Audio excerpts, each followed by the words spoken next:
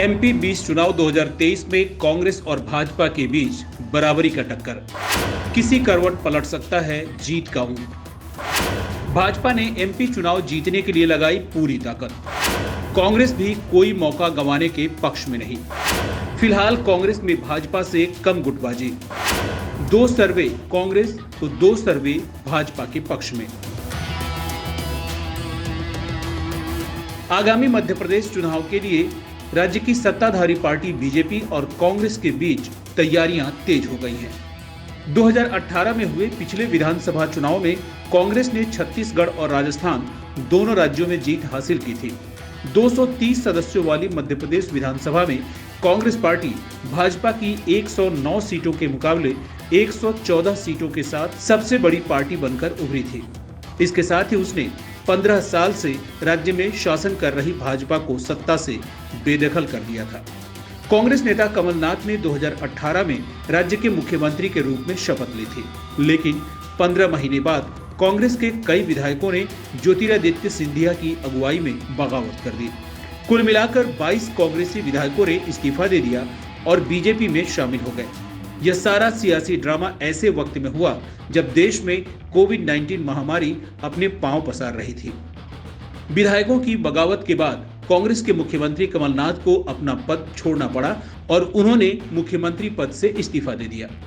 कांग्रेस के दल बदलुओं की बगावत की बदौलत मध्य प्रदेश की सत्ता एक बार फिर से बीजेपी के हाथ में आ गई और राज्य में मामा के नाम से मशहूर पार्टी के दिग्गज नेता शिवराज सिंह चौहान ने चौथी बार राज्य के मुख्यमंत्री के तौर पर सत्ता में वापसी कर ली।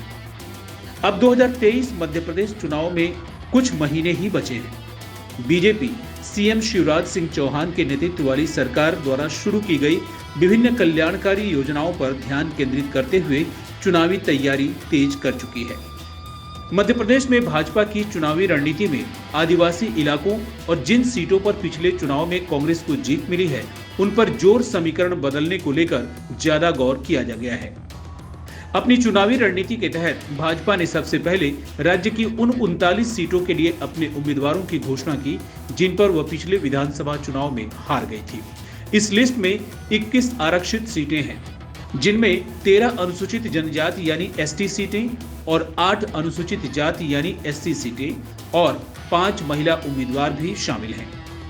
वहीं बहुजन समाज पार्टी यानी बीएसपी ने अपनी पहली लिस्ट में 7 उम्मीदवारों के नाम का ऐलान कर दिया है, जबकि समाजवादी पार्टी यानी एसपी ने राज्य की 4 सीटों के लिए अपने उम्मीदवारों की घोषणा की है। ये सभी सीटें बुंदेलखंड और ग्वालियर व चंबल क्षेत्रों में है। अभी तक चुनाव आयोग की ओर से 2023 मध्य प्रदेश विधानसभा चुनाव का शेड्यूल यानी चुनावी कार्यक्रम जारी नहीं किया गया है। चुनाव आयोग जैसे ही चुनाव की तारीखों का ऐलान करेगा, राज्य में आचार संहिता तत्काल प्रभाव से लागू हो जाएगी। मध्य प्रदेश में पिछला चुनाव 2018 में हुआ था, जिसमें सभी 230 सीटों के लिए एक ही चरण में 28 नवंबर 2018 को मतदान हुए थे। वोटों की गिनती 11 दिसंबर 2018 को हुई थी।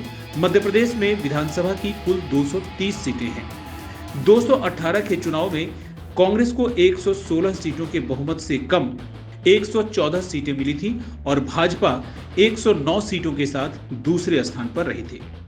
बहुजन समाज पार्टी को 2 और समाजवादी पार्टियों को 1 सीट पर जीत मिली थी। 4 सीटें निर्दलीय उम्मीदवारों के खाते में गई।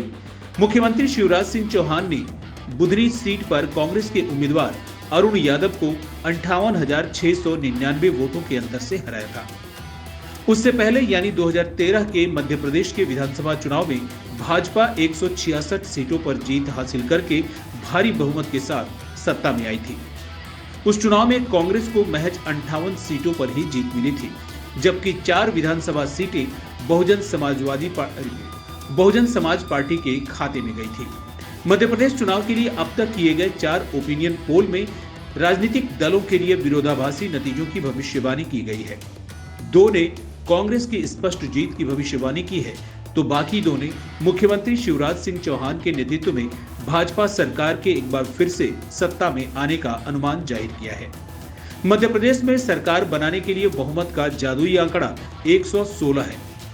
एबीपी सी वोटर सर्वे के अनुसार कांग्रेस 230 सीटों में से 108 से 120 सीटें जीत सकती है और भाजपा को 106 से 118 सीटें मिलने का अनुमान है। IBC 24 द्वारा किए गए एक अन्य चुनाव पूर्व सर्वे में भविष्यवाणी की गई है कि कांग्रेस 119 सीटें जीतकर स्पष्ट विजेता के रूप में उभरेगी, जबकि भाजपा 101 सीटों पर सिमट सकती है, जो 2018 में बीजेपी को मिले 108 सीटों से भी कम है। इस बीच आए टाइम्स नाउ के सर्वे की माने तो मध्य प्रदेश चुनाव में भाजपा को 230 में से 153 सीटें मिल सकती हैं। इस सर्वे के मुताबिक कांग्रेस को सिर्फ 58 सीटें मिलने का अनुमान है। न्यूज नेशन का चुनाव पूर्व सर्वे भी इसी तरह के परिणाम का सुझाव देता है, जिसमें भाजपा भारी बहुमत के साथ मध्य प्रदेश की सत्ता पर फिर से काबिज हो सकती है। इस बात के पूरे आसार हैं कि भाजपा मौजूदा मुख्यमंत्री शिवराज सिंह चौहान के नेतृत्व में ही मध्य प्रदेश विधानसभा चुनाव लड़ने वाली है। भाजपा के राष्ट्रीय महासचिव कैलाश विजयवर्गीय कह चुके हैं कि मुख्यमंत्री शिवराज सिंह चौहान ही अगले चुनाव में पार्टी का चेहरा होंगे, जिससे उनकी सीएम उम्मीदवारी का संकेत मिलता है। वहीं विपक्ष की तरफ से ये साफ नहीं है कि क्या उनके गठबंधन इंडिया में शामिल सभी विपक्षी दलों यानी कांग्रेस, समाजवादी पार्टी और आम आदमी पार्टी की तरफ से सीएम पद का एक ही उम्मीदवार होगा। उम्मीद है कि कांग्रेस की तरफ से पूर्व मुख्यमंत्री कमलनाथ को ही एक बार फिर से मुख्यमंत्री पद का दावेदार बनाया जाएगा। राज्यसभा सांसद और पूर्व मुख्यमंत्री दिग्विजय सिंह कह चुके हैं कि मध्य प्रदेश विधानसभा चुनाव प्रदेश कांग्रेस अध्यक्ष कमलनाथ के नेतृत्व में लड़ा जाएगा और वही कांग्रेस की तरफ से मुख्यमंत्री पद का चेहरा होंगे।